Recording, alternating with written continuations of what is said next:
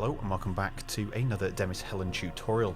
We are going to take a look in this video today at reverb and how we can use it to not just flood sound with a space, but to be able to position it in that space, whether that is the depth of your track or the stereo width of your track, and generally just reshape sounds and use it for sound design. And to demonstrate this, we are using Perefect Plate XL, and this has kindly been provided to me by Denise Audio, so thank you very much for providing that. And just as a disclaimer, this is all of my own opinions and my own scripting. While I've received tips and tricks on how to use Perefect Plate XL and understand it better, everything is my own opinion, and everything that I've done on there is everything that I've found out from just using Perefect Plate XL. And without further ado, let's get started. So now let's take a look at Perefect Plate XL and how it's going to work with percussion, hats, effects, using it as a background element to give space to a sound, or for sound design to create more punch in your track, create more presence. So let's take a look at the punch and presence of percussion, for example. So we have this percussive loop here. I'm just going to loop it with a kick.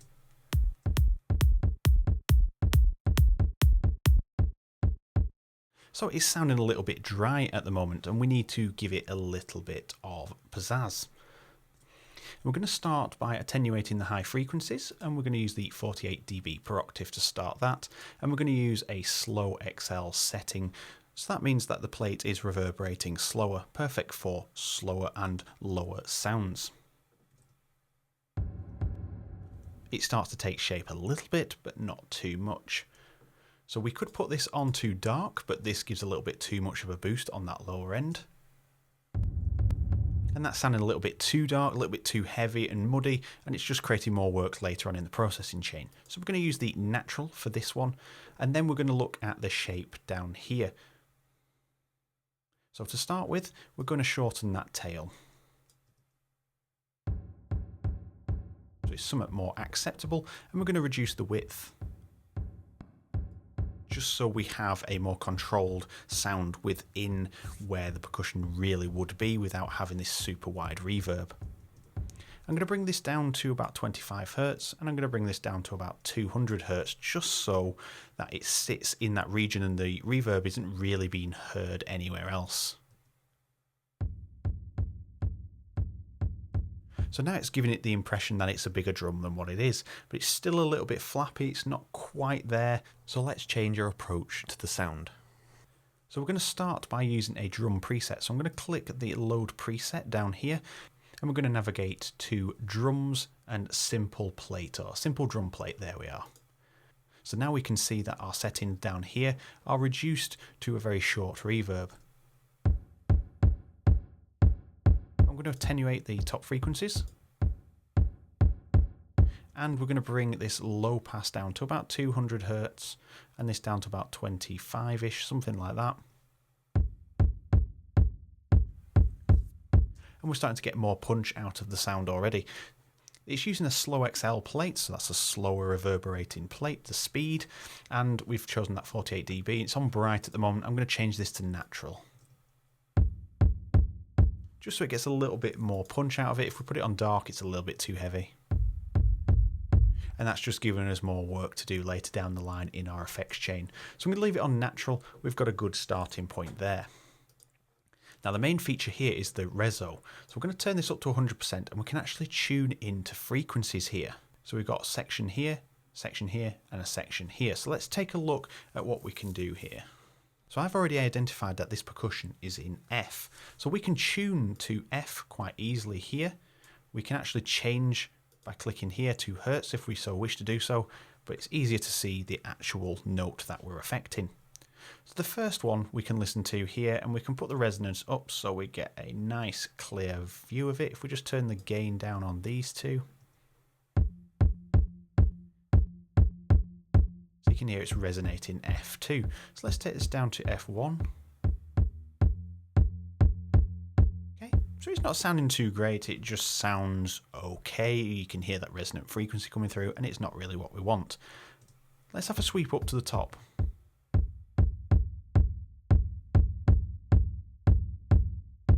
Let's get F7. Let's go further to F8.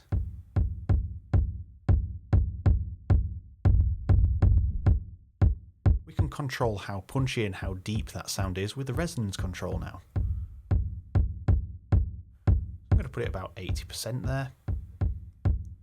Let's increase the gain back to 0 on gain 2 and drop this down to F1 for a change.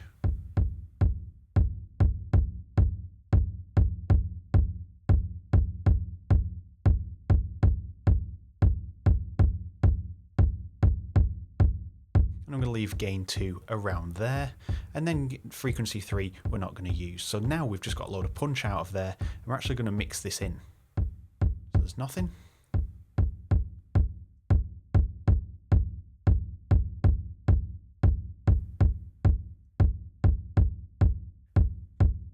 So about there is sounding pretty good.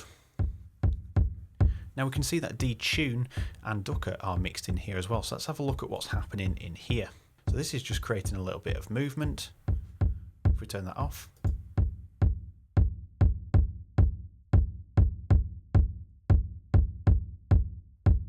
There's just a little bit of movement in there, but we're going to hear the effects of Detune a little bit later on in a better environment. And finally, we have Ducker on here, and this is essentially ducking the reverb out and then bringing it back in. So it's like a little bit of a mini sidechain compressor built in.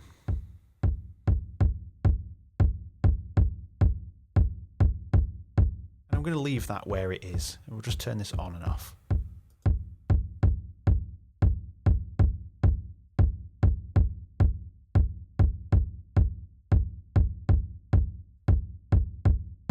So what that's doing is just letting some of the raw signal come through before the reverb is applied, and just gives it that raw texture, so a bit of parallel mixing if you like. So let's have a listen to that now in context with the kick, and let's listen to it on and off.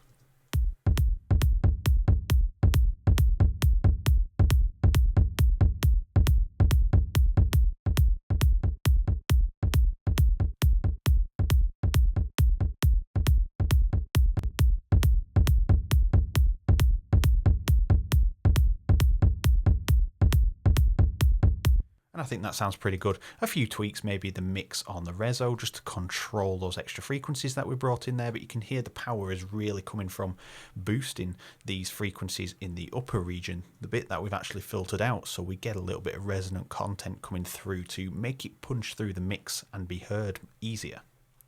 And now moving on to the hats, we have a perfect plate on here already, so let's bypass our default and let's have a listen.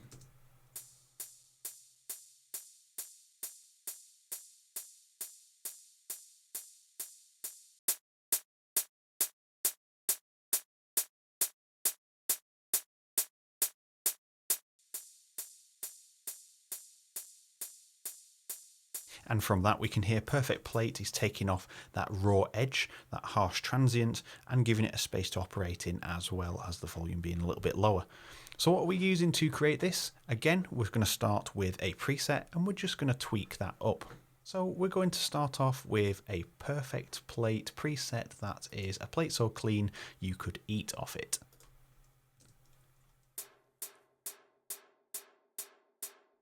And we're going to tweak this up a little bit. So on this main screen here, and if you're struggling to find this screen, if you are clicked on one of these effects that come with Perfect Plate XL, just click on it again and it'll take you back to those main settings. We're going to change a few things up here. So we're going to start with the high pass, and we're going to go around to the 5.5-ish K region, and then the low pass frequencies we're going to let some more through, and we'll cap that off around 14,000-ish. The width is going to be a bit less, so we'll take it to about 26%, and then we're going to increase the tail and remove that delay there. So now we have this.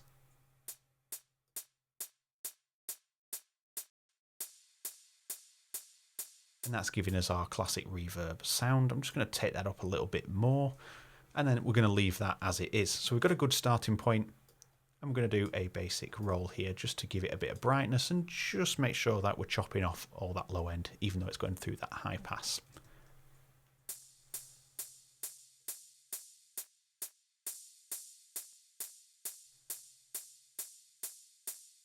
So just a little bit of brightness on there, just to obviously make it sound a little bit cleaner, like a hi-hat would. Now moving on to the laser effect. The laser effect itself is not interesting, but what Perefect Plate XL is doing to that sound is just simply amazing, and it's just one button to click and away we go. So we're going to set up the preset first. We've got this laser sound that sounds like this with the original reverb that I've designed. Nothing too special, but just listen for a second.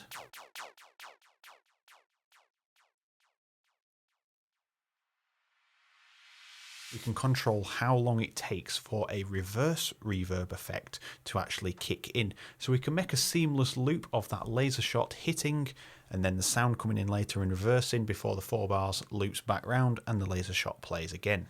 So let's take a look at how to do that. So we'll turn off that original Plate XL and turn this one on. And what we're going to do first is leave all of the settings at the top as they are. And I'm just going to do a simple boost again, something like that. So let's just bring that over a bit more. And then we're going to use the high pass here, so around, say, the 2000 Hertz mark, and then somewhere in the 15 kilohertz range, something like that. We're going to leave the width up. We're going to adjust the tail on this one and possibly the mix. And we're not really going to use any of these. We're just going to leave them as they are. So we've got that upper frequency area that we want. We want it to be a bit longer. So let's get around 7,000-ish out of that. So we can see that takes a lot longer to fall. And I'm going to bring the mix up a little bit just to give it a bit more of a wet approach. Perfect. So all we need to do now is hit flip, and that will flip the reverb.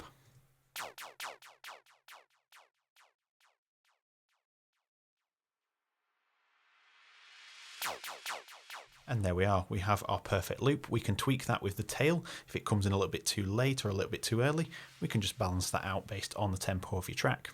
Now let's look at getting creative with Perefect Plate XL on a trance arpeggio and see if we can utilize this to create a nice space for the ARP to operate in. So this is the sound that I have created.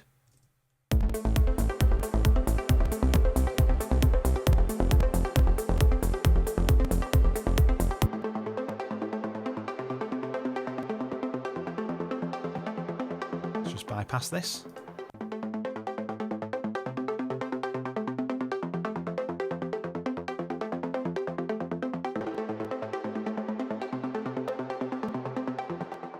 And that sounds pretty sweet. It's not too much, it's not too little.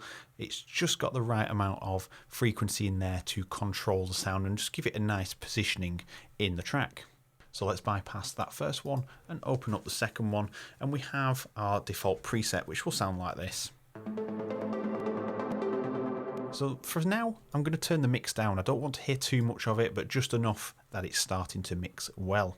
We're going to use the high pass and low pass, so I want some more of the highs to come through, so let's just chuck that up a bit. And we're going to chop out a few more lows, around the 200 mark maybe. The width I'm going to drop down. I don't want it to be super wide. Let's give it around a 70% sort of mix, and then everything else we'll leave as it is.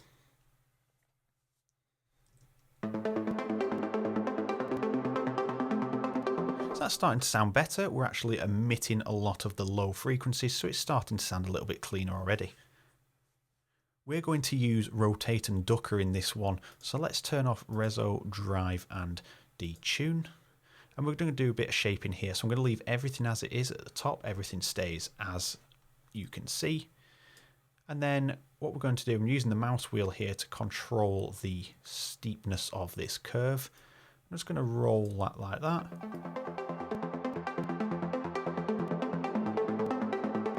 So you can see that we're controlling that low end.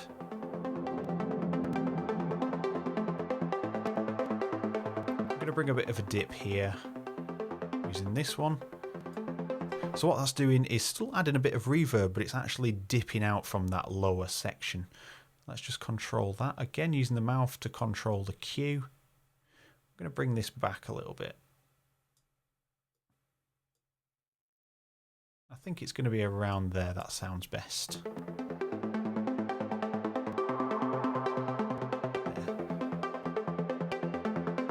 I'll give that a gentle gain reduction there of around 2 to 3 dB. And then I'm going to bring up the highs.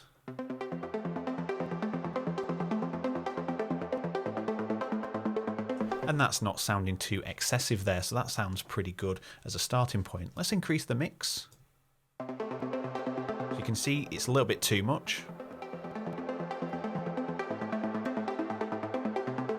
Around the 35 to 30 sounds better to me. It just has that perfect amount of reverb to be included.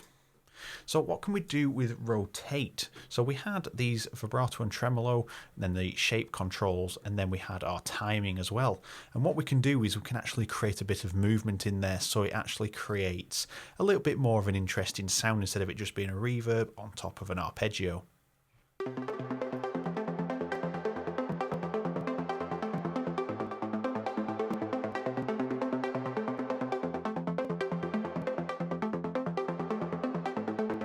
So what you can hear is a bit of vibrato, but very slowly in terms of time, and that's because we're set down to a bar.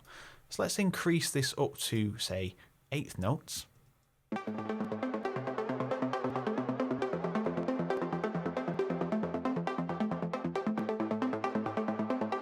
we've got control now over the pitch, and we've got control over the volume.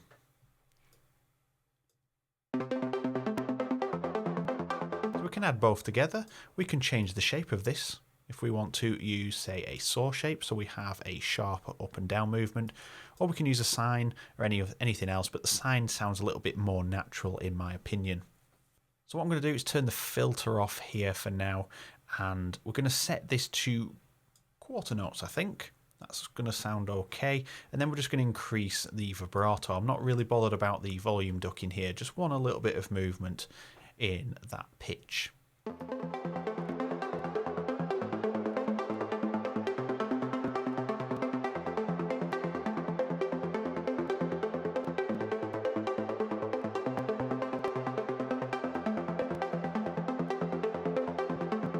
So if you're struggling to hear this at this low level, just focus on the reverb that's hitting after the notes. You can just hear a little bit of pitch shifting in there, and it just gives it a more natural feel.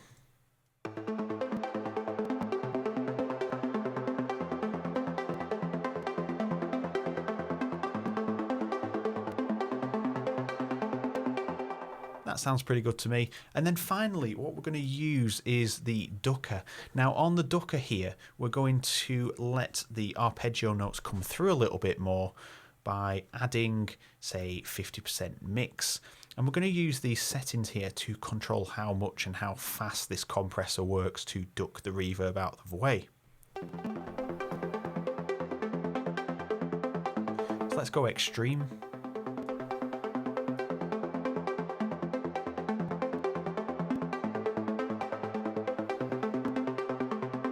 So we can hear there's a lot of artifacts happening in there. We get things ducking out, the volume seems to drop and then come back up, and that's because we just over compressed it. So let's bring this back to an acceptable level. We're going to leave the ratio there and just tweak the release, the attack, and this threshold.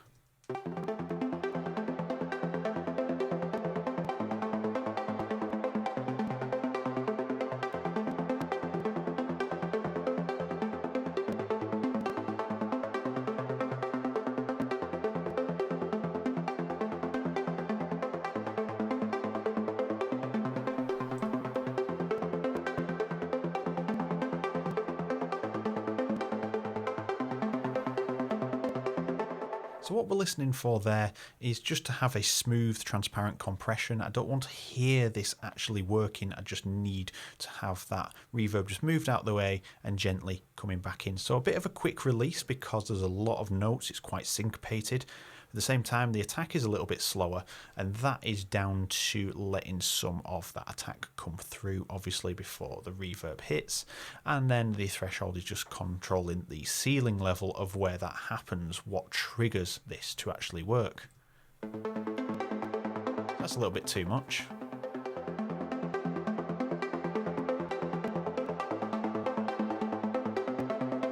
So 50% works pretty well, and you can hear that sounds quite nice now. So let's have a listen to that in context with the bass again.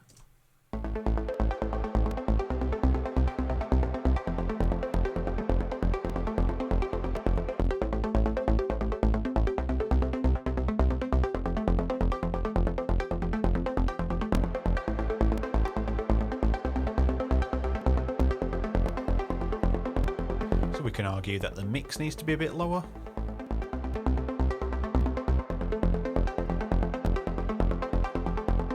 And that sounds pretty good. I do like the sound of that. The ease of getting to that setting as well from the default is pretty simple. And now for the final here, we have the same arpeggio and bass from the previous section of the tutorial. I've added a pad in here which doesn't come with Perfect Play XL on, but we are going to demonstrate how I've used Perfect Play on here. And here we are in the final part. If I just move this to the side, we can see we've got the same trance arpeggio and bass. I've added a pad in there which doesn't have a perfect plate on at all, but we're focusing on using this on a vocal line. So this is actually a vocal swell, but we've dramatically enhanced it, and I'm going to show you a few things that I was thinking about when actually using this. So we're going to use pretty much everything in here, probably not the ducker, but the reso is going to play a massive part in this, as well as the drive and the rotate here.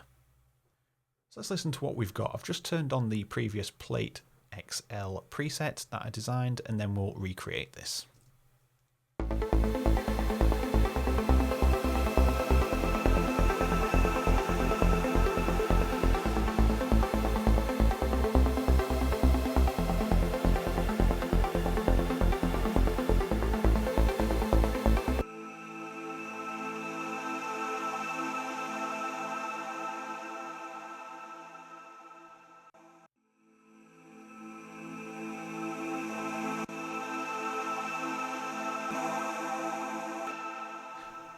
So I've just turned that on and off a few times so you can hear what that is doing to the sound, and it's boosting some of the harmonics, and we've done exactly that using Perfect Plate XL. And we've got the generic sound again. So I'm going to leave everything on the top again as it is. I like the medium plate for this one, and I don't really particularly want to put the bright one on there. We're going to use the natural for now and just increase the brightness using the EQ here. So first things first, we're going to drag this down, and I'm going to give this a boost somewhere around this area. I'm going to widen that up as well, and we'll just listen to how that mixes in.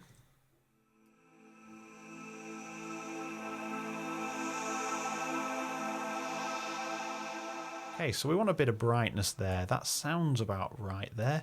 Don't want to boost this end here, which sounds really, you've got all the sibilances there, and that's the part that you don't really want to enhance too much. And I just like how that sounds. It's got a nice smooth appearance, and it sounds effortless along with the vocal. So what we're going to add into this is the reso. This is where it's going to play the biggest part. Now, I know what key this is in. We can actually see from moving this over, it says it's in A minor. So we can pick certain frequencies out of there that dominate that vocal swell. And I've picked them out to be A, E, and G. Now these span over a few different octaves, so I think we'll use A in the lower portion, E in the mid, and then the G in the high. So we can work left to right with the reso. So I've turned this up to 100%, and we can set these up accordingly. I'm going to leave the gains up on all of them, and I'm going to set the frequencies first, and then we'll just turn the reso on and off so you can hear if anything's starting to happen. So A3 is going to be a good starting point here.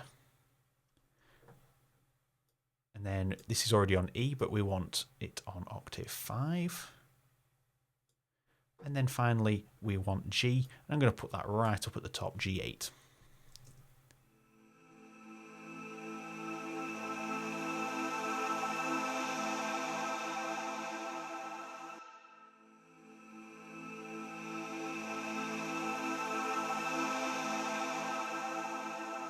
So you can hear there's just a little bit of focusing on those notes, but we can attenuate these now by moving the resonance. So I'm just going to put this on a shorter loop so it goes round quicker.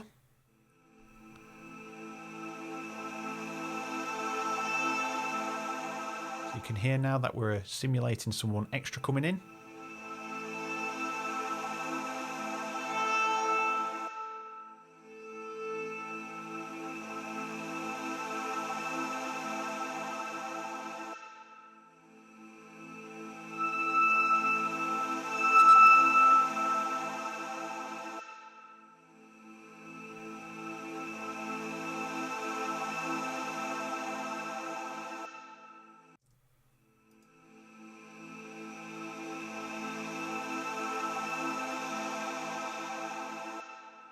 So we can hear we can control certain elements of that vocal by just honing in on that frequency and then boosting the resonance to give it a nice sharp point. And then we can control that with the level of resonance and also the gain. But we're leaving the gains where they are.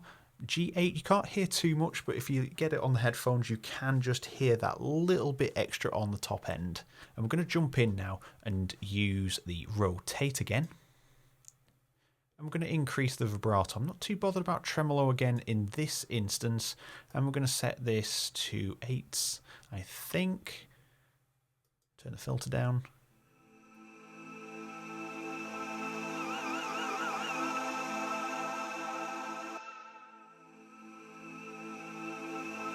So I'm going to turn the smoothing up.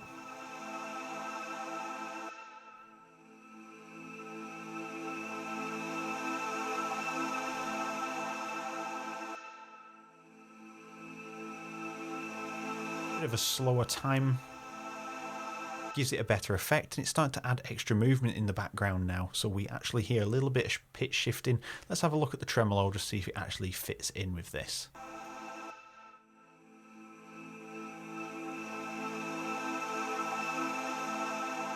Sounds quite nice. Let's just add a little bit of that in.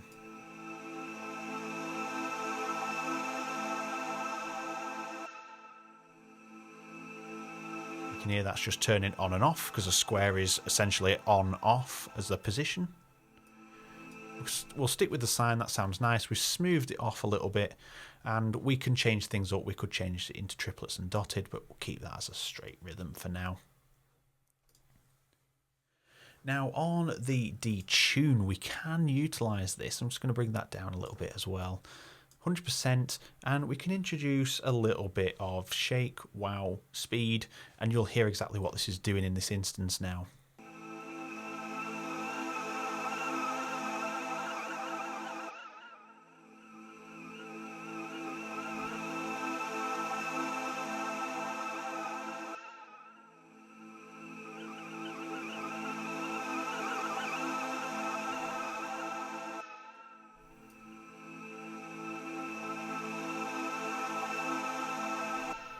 So with the detune, we can actually add a touch of analog. It sounds really nice in the right amounts. Go a bit overboard, it sounds a little bit obvious, and I think that's the whole idea. And we can create some really weird and wacky effects with that as well. But in this instance, that sounds quite nice at the positions that we've got that.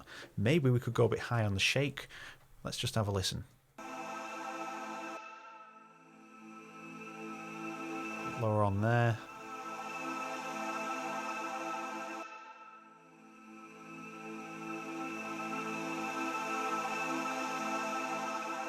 And then we're going to bring that mix down.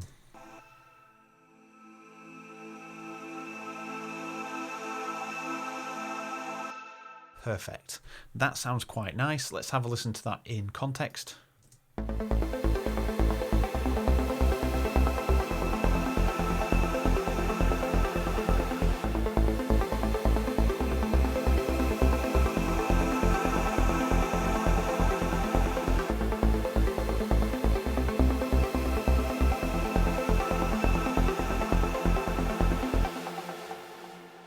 And there we are. That brings us to the end of the Perfect Plate XL demonstration.